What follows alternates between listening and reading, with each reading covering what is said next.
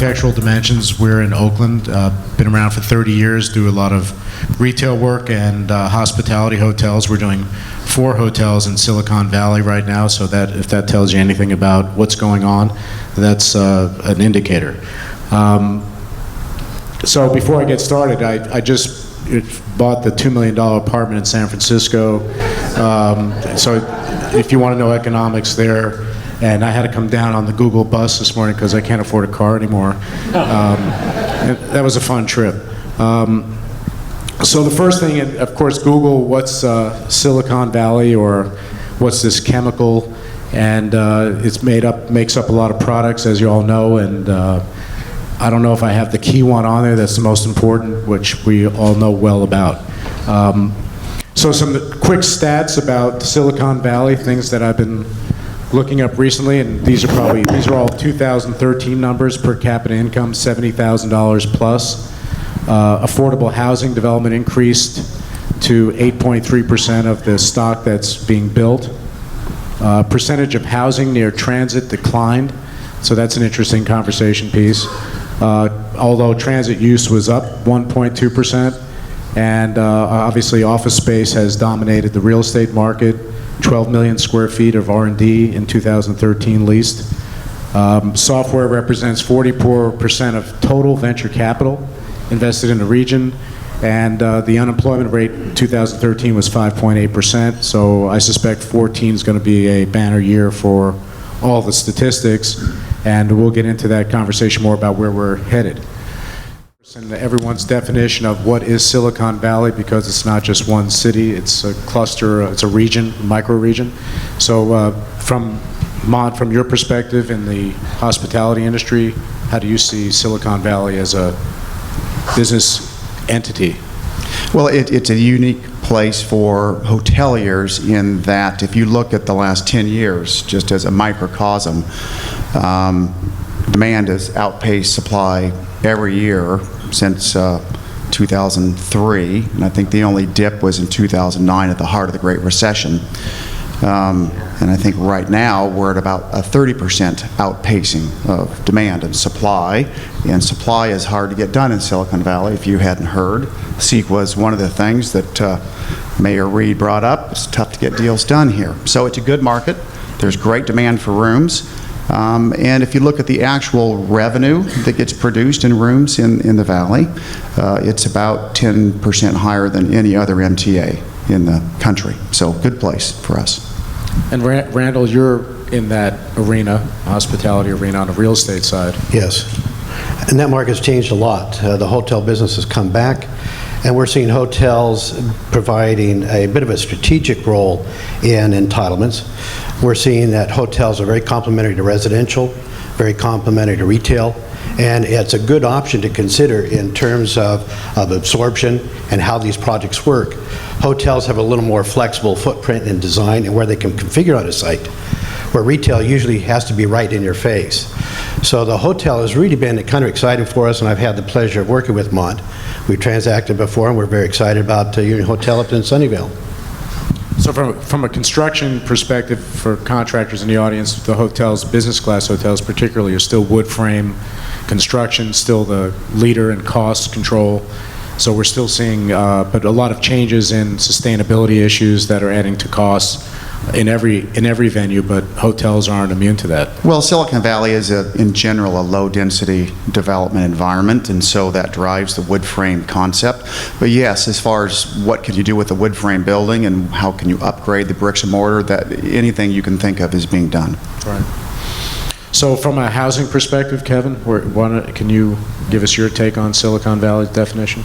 Well, I really appreciated Mayor Reed's comments when he was laying out the challenges to Silicon Valley and some of the opportunities to get involved. And I was sort of expecting one of those challenges to be the extremely high cost of housing and how that affects and challenges our whole economy. I think when you're comparing Silicon Valley to other places where businesses can either move their operations or bring in new investment and new jobs, one of those major things in their equation is they're looking is where can our workforce afford to buy homes? Or if we're trying to attract talent within the United States, is there any way we're going to get that great, manager or that hotshot engineer to come from Virginia or come from Texas or even come from Seattle and Portland down here if they've have to afford a house that's 1/4 the size of their house somewhere else? And I think there's that challenge of around affordability for homes is throughout the economy. It's certainly among people who make $50,000 a year and below, which is the focus of my organization, the Housing Trust Silicon Valley. But it's absolutely a real issue for managers, engineers, professors at Stanford, new professors. We have to address that if we want to ensure the long-term sustainability of Silicon Valley. Yeah, we kind of touched on this, but my last question is density destiny? Same letters, different word.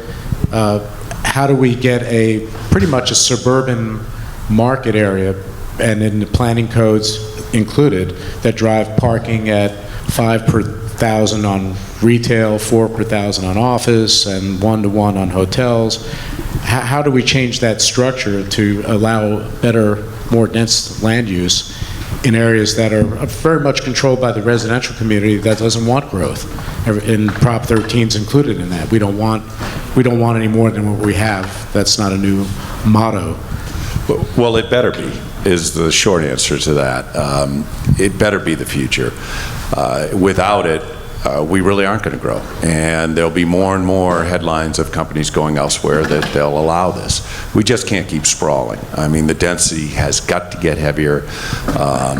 And as projects get redeveloped, as long as they're near a transportation node and that goes hand in hand with it, then the cities have got to get their hands around master plans, precise plans, what have you, that have anything near intersections, anything on rail, be it light rail or heavy rail, has got to get heavy density.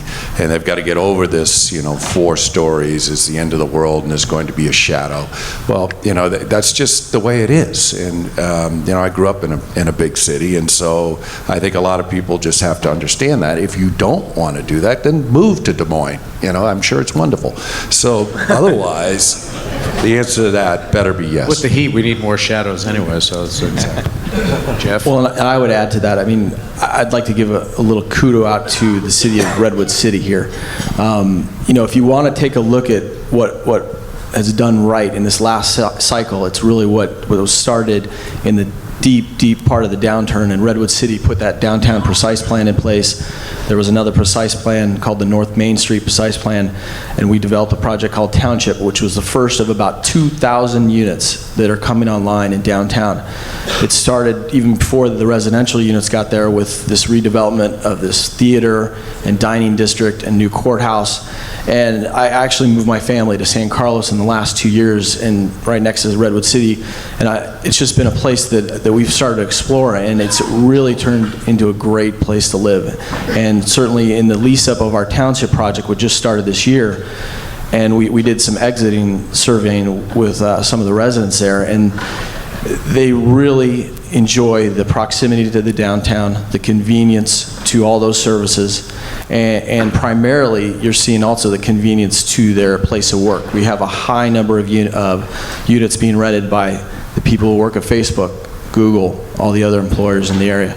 So if you want to take a look at what was done right, and I would challenge other cities, either in this cycle or in future cycles, to take a look at that and to try to help out this scarcity or this issue with housing we've got. And if you want to look at what was done wrong, look at Palo Alto. The #1 infrastructure project, a police station, and by the way, the one that's there now will fall down in a 7 quake, was handed to them on a silver platter by a developer to, God forbid, get density next to a Caltrain station.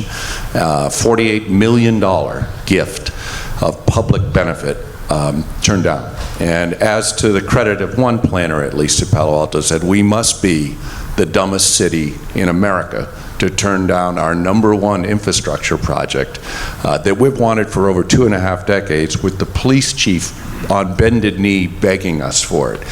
And of course, that's a city that also turned down senior housing, because we all know the elderly on their walkers really, tie up intersections. So, that is what's the picture of NIMBYism gone on steroids. And if Palo Alto's the model, I am moving to Des Moines. Jim, looking at density, if we go to the Central Valley, here in Silicon Valley, we're pinched by the ocean, the hills, and the bay, and that's it. If you look up the peninsula, the retail element is pinched along El Camino Real. It's a long ellipse. That is the demographic that you're looking at in order to place a retailer. Right now, San Jose has a 4.1% vacancy factor in retail. Los Gatos 2%, Cupertino below that. And so with regards to the retailers, they're going to have to be more flexible in the parameters. I think the cities are clearly trying to aggressively reach out to retail, but I think the cities are trying to catch up and trying to figure out how best to do that.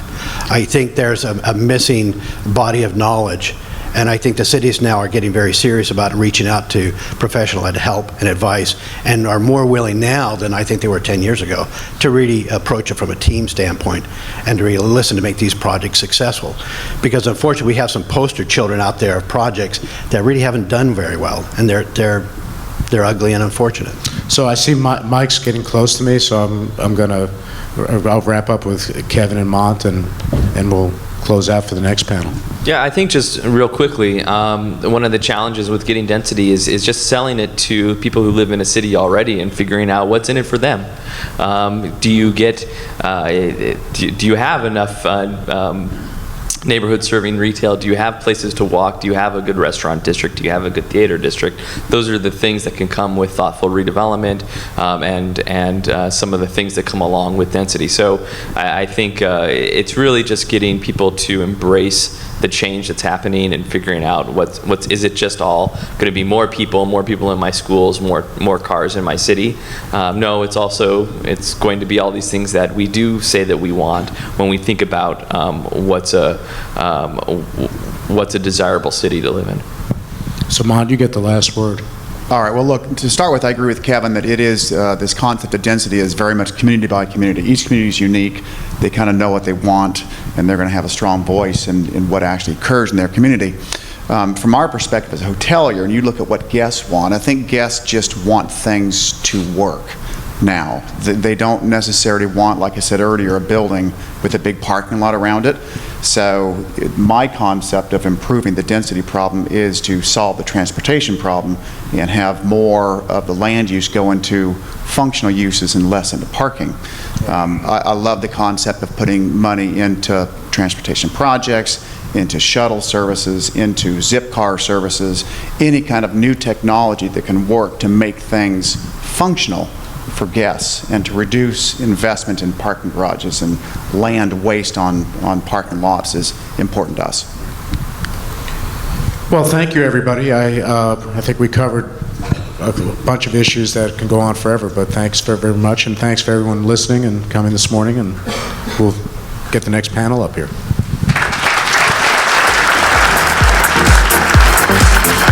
Thank you so much.